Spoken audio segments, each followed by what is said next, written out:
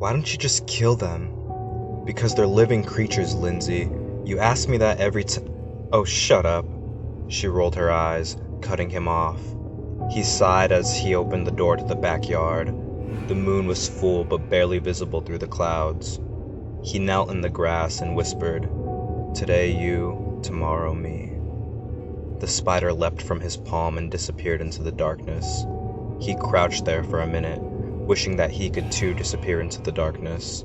He just didn't have the strength to leave. No one believed that she had given him his scars.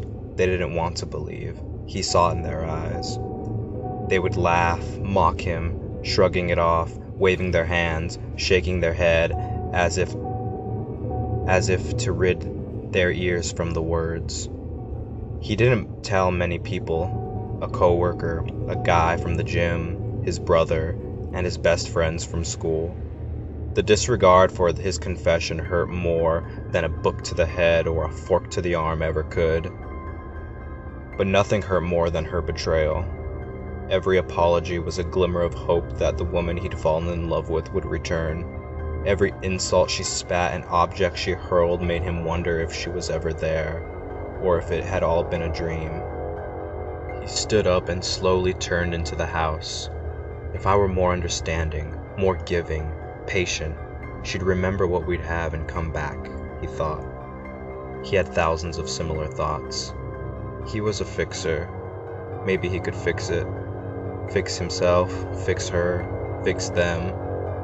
Deep down he knew he couldn't, but his hope and her blame kept him tied there. He tried counselors. He went alone when she'd refused to go. And when she insisted that he stop, that the counselor was driving them apart, he stopped. He shook his head, disappointed in himself again.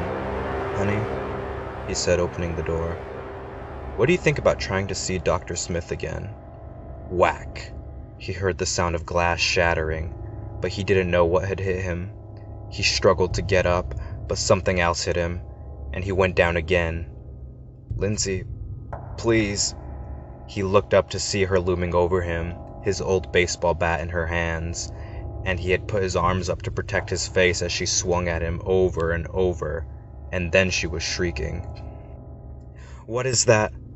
Get them off! Get them off!" He lifted his head to see his wife being swept out the back door in a wave of blackness. He thought he was hallucinating. His head was throbbing, bleeding as he struggled to get up. Leaning against the back door, he watched as she disappeared into the woods, her scream echoing. "Lindsay!"